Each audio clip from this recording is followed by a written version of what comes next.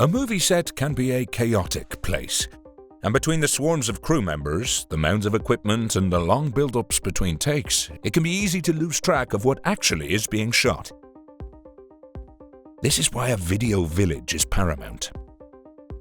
The setup allows for creatives and executives to see what's being captured on set without the distractions of everything that's happening behind the camera.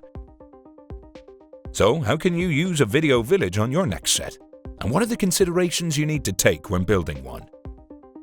This is Video Village Explained. Video Village is a designated area where key creatives watch the camera feeds or footage playback on monitors.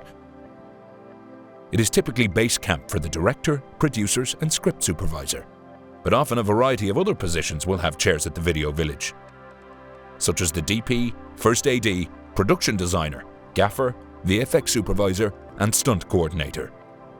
Essentially, high-level positions who need to know exactly what is being captured in each frame. Before Video Assist, directors had to rely on either viewing a shot through a camera or waiting for dailies to be developed. Jerry Lewis claimed to have invented the system for his 1960 film The Bellboy, where he simultaneously filmed scenes on a video camera in order to get an approximation of what was being filmed.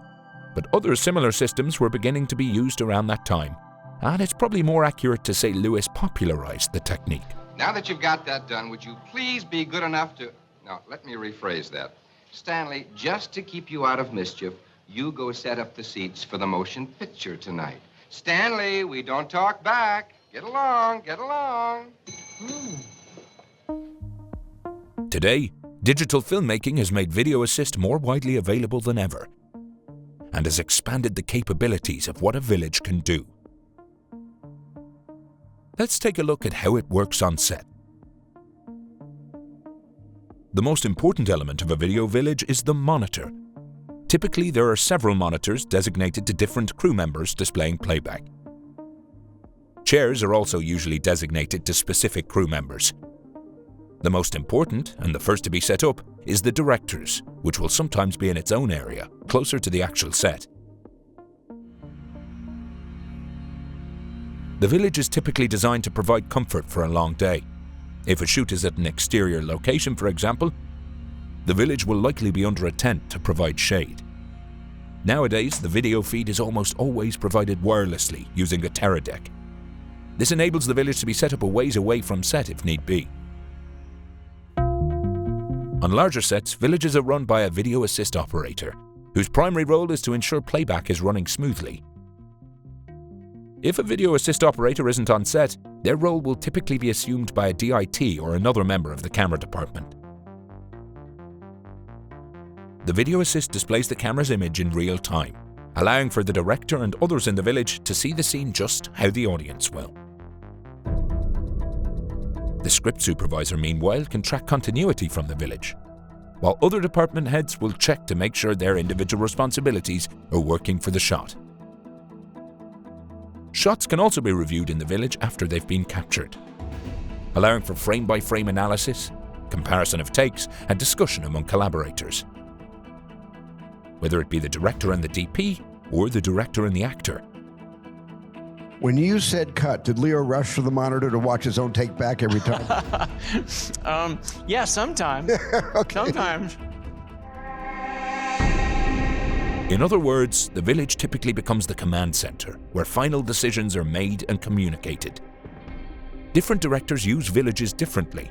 Some like to stay in it while shooting to take in the shot without distraction, while others prefer to be closer to the action. Quentin Tarantino explains his philosophy. I'm not sitting there at Video Village in another room watching TV, all right, while my movie's being made. I'm wherever the camera is. From time to time, I'll ask an actor if it bothers them that I'm there. It almost never bothers them that I'm there. That's what they're doing. They're acting for me. According to Cillian Murphy, Christopher Nolan has a similar approach. There was these huge, vast sets, but when we got down to the work, it was just me and the other actor and one camera, and Chris right by the camera, and no video village, no monitors. As such, video assist can look very different from set to set. For some directors, all they need is a monitor that they can carry with them for quick reference. On a mid-level studio film or ad shoot, meanwhile, the village is usually its own dedicated tent with several monitors. Crew members will have wireless headsets so that they can be removed from set but still be able to know exactly what's being captured. On a big-budget movie, a video village can start to truly look like a village. There can be multi-monitor arrays, separate producer and director villages, and even remote streaming for studio execs to watch from the comfort of their C-suites. I see you. I see you. I see you. There are a variety of opinions on video villages. Let's look at the pros and cons. The most obvious benefit of video assist is that the director gets to see exactly what the lens sees, eliminating any guesswork. Okay, cut it. This is why Ridley Scott prefers the video village. His DIT Ryan Nguyen explains, Ridley always wants to see the live image as close to the final image as possible, so we're doing on-set live grading on every scene, on every camera. For VFX-heavy productions, this is even more crucial, letting directors have a clearer understanding of what the final product will look like with VFX elements in place. Cinematographer Richard Edlund explains how this worked on the set of Multiplicity. We had a 40-foot trailer on set full of guys furiously jury-rigging equipment and making quick and dirty comps for Harold Ramis to see in Video Village. What the hell's wrong with him? Nothing. Nothing really wrong. He's a little special. The Video Village also usually increases efficiency on set. Instead of having to explain a correction to a crew member, for example, a director can simply point to an element in a take that they want changed. It also enables faster approvals from producers and studio executives, reducing the risk of getting notes requiring reshoots down the line. Of course, a video village will look very different depending on the budget of a film. Action! A director who holds up in Video Village can quickly become an observer rather than a collaborator, which can especially become a problem when working with actors. Being on set with an actor encourages closer collaboration and more personal communication. Cinematographer Faden Papamichael explains how Alexander Payne operates on set. Single camera, no video village, no playback.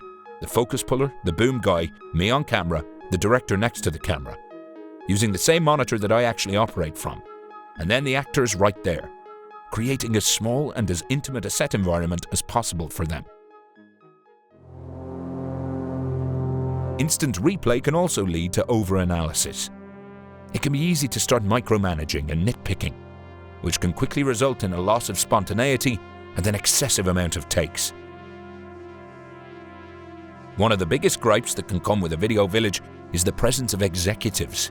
A bunch of decision makers who all want to say over the final product can lead to a case of too many cooks in the kitchen, which can breed conflict and inefficiency. Tim Heidecker describes his experience with ad executives on a commercial he directed.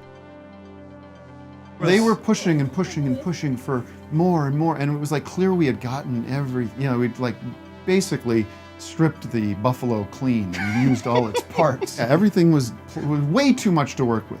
All right, well, whatever you can do to help, I'd love to just get some dry clothes. Just give him a call. Great job. When an actor becomes aware they are being watched by a crowd, it can affect their performance. So there's no right or wrong when it comes to Video Village. These pros and cons are completely subjective. The only criterion for a tool like this is whether it helps you and your work or not. Okay, and then Video Village is the nerve center of a set. And in a perfect world, it's where a filmmaker can zero in on what the movie-making process is all about: getting the shot. But before you start worrying about video assist, you need a movie. Get started with Studio Binder, where you can do all things movie making, from scripting to storyboarding. Above all else, don't forget that you won't be making the movie all by yourself. It takes a village.